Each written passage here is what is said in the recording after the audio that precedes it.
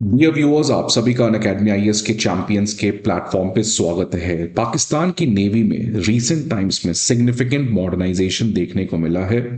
इस बात की जानकारी प्रेस कॉन्फ्रेंस के थ्रू इंडियन नेवल चीफ उन्होंने दिया है कि पाकिस्तान की navy as compare to Pakistan के other forces such as army and air force, Pakistan की नेवी में खासकर सिग्निफिकेंट मॉडर्नाइजेशन रिसेंट टाइम्स में देखा गया है, which is a very very surprising thing for India. तो आज के इस पर्टिकुलर सेशन में इसी सिग्निफिकेंट मॉडर्नाइजेशन के बारे में बात करेंगे। आखिरकार मॉडर्नाइजेशन पाकिस्तान की नेवी के द्वारा कहां पे हो रहा है, कौन कौन कंट्री पाकिस्तान के साथ किस तरीके से इस मॉडर्नाइजेशन के प्रोसेस में कोऑपरेट कर रहा है और इंडिया के ऊपर इन डेवलपमेंट का क्या इम्पैक्ट होगा। इन्हीं सारे क्वेश्चंस के आंसर हम लोग ढूंढने का प्रयास करेंगे इस पर्टिकुलर सेशन में।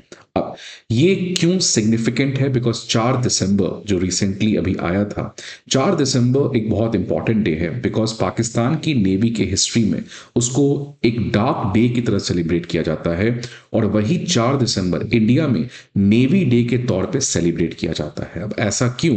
बिकॉज 1971 के इंडिया पाकिस्तान के वॉर में इंडिया की नेवी ने ऑपरेशन ट्राइडेंट के तहत कराची पोर्ट पे एक सिग्निफिकेंट अटैक किया था, जिसकी वजह से कराची पोर्ट पे उस समय पाकिस्तान की नेवी के जितने भी इंफ्रास्ट्रक्चर थे उसको एक सिग्निफिकेंट डैमेज हुआ था, जिसकी वजह से इंडिया फाइनली उस वॉर को जीत गया। और उसको जीतने का रीजन एक बहुत हद तक कंट्रीब्यूशन इंडियन नेवी का था। इसी के लिए इंडिया में उसको एज अ नेवी डे हम लोग सेलिब्रेट करते हैं to commemorate the remarkable role played by Indian navy in the war of 1971। और दूसरी तरफ पाकिस्तान में because it suffered a lot of losses उसको as a dark day celebrate किया जाता है।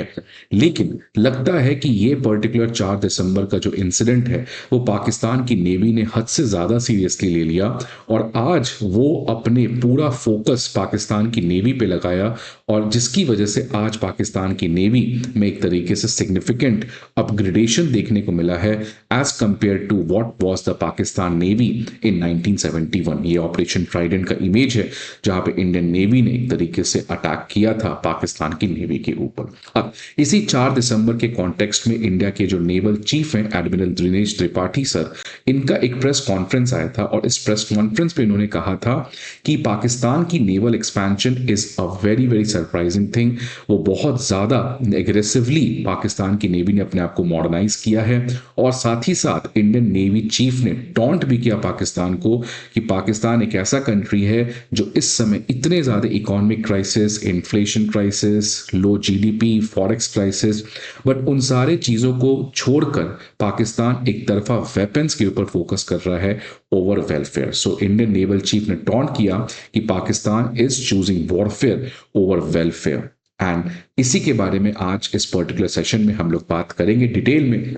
बट आगे बढ़ने के पहले एक इंपॉर्टेंट इंफॉर्मेशन आप सभी के लिए कि अनअकैडमी आईएएस का एक ऑफलाइन स्कॉलरशिप टेस्ट होने जा रहा है 7 दिसंबर को एट 10 AM।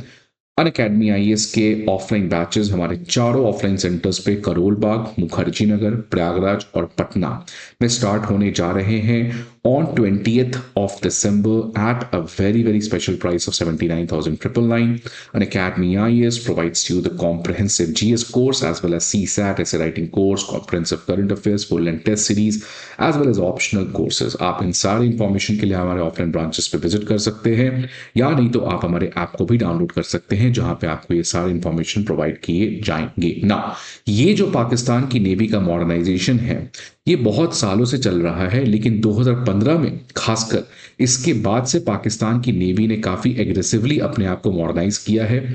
इसको आप इस तरीके से देख सकते हैं कि 2013 में शी जिनपिंग आए थे और शी जिनपिंग और पाकिस्तान के बीच में नो लिमिट्स पार्टनरशिप या ऑल वेदर पार्टनरशिप एक तरीके से शुरुआत हुई थी, जिसके अंदर चाइना पाकिस्तान को बहुत ज्यादा प्रमोट किया क्योंकि चाइना इंडिया के टेंशन बढ़े थे और इंडिया को प्रॉब्लम क्रिएट करने के लिए China started to use Pakistan as their proxy.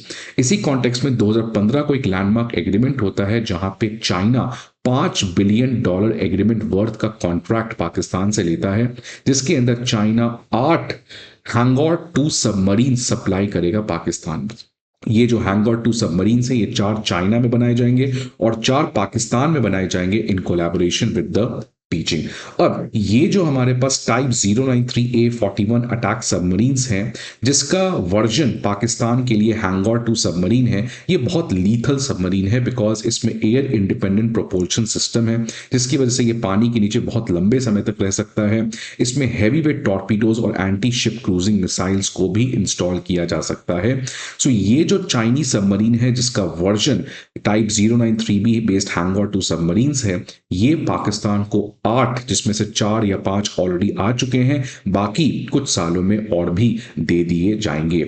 In submarines के थ्रू एक और खास बात है कि पाकिस्तान अपने बाबर 3 क्रूज मिसाइल्स को यूज कर सकता है जो न्यूक्लियर केपेबल है। आप देखिए कि ये बहुत खतरनाक मिसाइल्स हैं बिकॉज एक तो पहले ये न्यूक्लियर केपेबल है और दूसरा ये बैलिस्टिक मिसाइल्स नहीं, ये क्रूज मिसाइल्स हैं। दैट इज वाई ये कोई एग्जैक्ट लोकेशन पे हिट कर सकते हैं और इनकी जो रेंज है वो 400 किलोमीटर की है। इस सबमरीन के अलावा पाकिस्तान की नेवी के पास ऑलरेडी इस समय अगोस्ता 70 हैशमैट क्लास और अगोस्ता 90B खालिद क्लास के सबमरीन्स हैं। और टर्की जो चाइना के अलावा एक और इंपॉर्टेंट पार्टनर पाकिस्तान की नेवी के लिए है, वो इस समय अगोस्ता 90B के सबमरीन को कॉन्स्टेंटली अपग्रेड करने का प्रयास कर रहा है।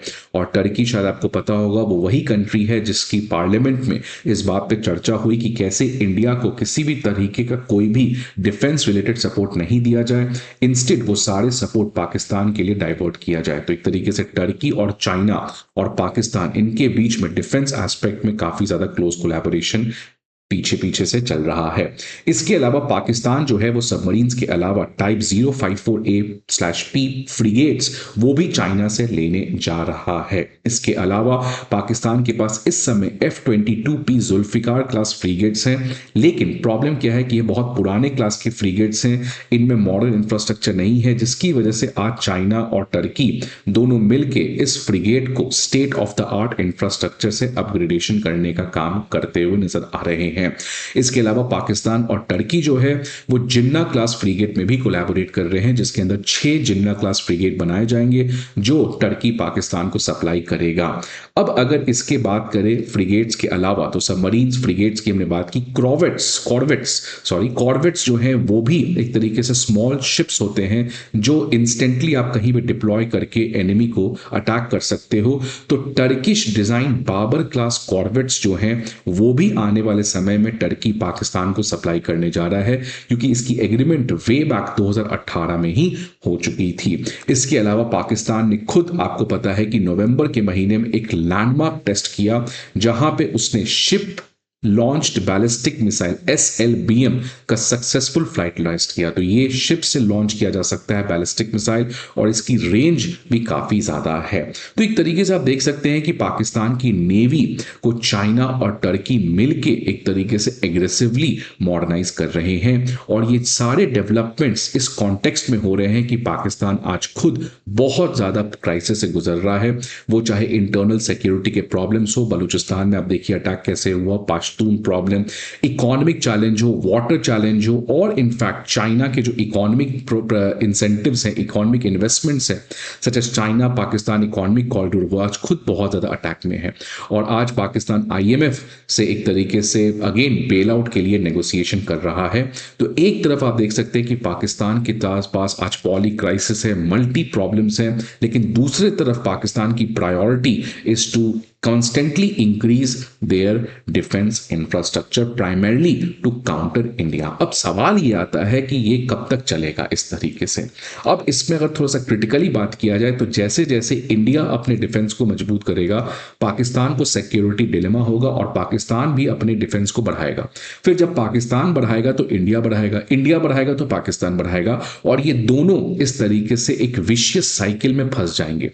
बिकॉज अगर आप आज देखिए प्रायोरिटी, ऑल्दो इंडिया बहुत बड़ी इकोनॉमी है एज कंपेयर टू पाकिस्तान, और इंडिया इस समय वर्ल्ड की फास्टेस्ट ग्रोइंग इकोनॉमी है, और इंडिया की इकोनॉमी बहुत हद तक स्टेबल है as compare to what Pakistan is. But इस समय इंडिया की इकोनॉमी के पास भी बहुत सारे चैलेंजेस हैं, सेम पाकिस्तान की इकोनॉमी के पास तो उससे कई गुना ज्यादा चैलेंजेस हैं। अगर इंडिया के लोग दिल्ली में रह के एयर पॉल्यूशन का शिकार हो रहे हैं तो पाकिस्तान में भी ये हो रहा है। अगर इंडिया आज क्लाइमेट चेंज का इंपैक्ट झेल रहा है तो पाकिस्तान भी झेल रहा है। अगर इंडिया के साथ रेसिस्ट डिस्क्रिमिनेशन एस्केलेशन होता है तो पाकिस्तान के साथ भी हो रहा है। इसी का एग्जाम्पल देखिए क्या हुआ कि एक फ्लाइट मैनचेस्टर जा रही थी, कुवैत में इमरजेंसी लैंडिंग हुआ, उसमें इंडियन और पाकिस्तानी फ्लाइट्स के साथ डिस्क्रिमिनेट किया गया और जो यूरोपियन लोग फ्लाई कर रहे थे उस फ्लाइट में उनको स्पेशल क्लास ट्रीटमेंट दिया गया। तो आज चैलेंजेस कॉमन है। Now it is a time कि क्या पाकिस्तान इकोनॉमी पे फोकस करेगा और उसका जो एंटी इंडिया पॉलिटिक्स है उसको बंद करेगा। इसमें सबसे बड़ा रोल पाकिस्तान की जो स्टेट है, जो गवर्नमेंट है और जो पाकिस्तान आर्मी है, जो इंडिया के डर को बढ़ा के अपना बजट कॉन्स्टेंटली बढ़ाती है और उस बजट का मैक्सिमम पैसा करप्शन में जाता है। So the people of Pakistan should now come together and the people of Pakistan should protest against their army and against the state, so that कब तक पाकिस्तान की आर्मी और वहां की हुकूमत इंडिया का डर फैला के इस तरीके से अपने इकोनॉमी को ठप करके डिफेंस के ऊपर इस तरीके से फोकस करेगी। और साथ ही साथ इंडिया को भी एक तरीके से it should try to have good relations with its immediate neighbour, जो already India is trying. So I hope कि आने वाले समय में पाकिस्तान जो है वो अपने इकोनॉमी के ऊपर फोकस करे, जिसकी बात बाजवा साहब जो पुराने मिलिट्री चीफ उन्होंने किया था कि इकोनॉमी के ऊपर पाकिस्तान को आज फोकस करना बहुत जरूरी है। It should move away from geo politics and it should try to focus on geo economics, then only Pakistan will be able to become a stable and a mature country. आपके क्या व्यूज हैं इन सारे developments के ऊपर, आप जरूर अपने views को कमेंट बॉक्स में बताएं। आई होप आपको ये वीडियो अच्छा लगे। See you again in the next video, till then good bye and take care.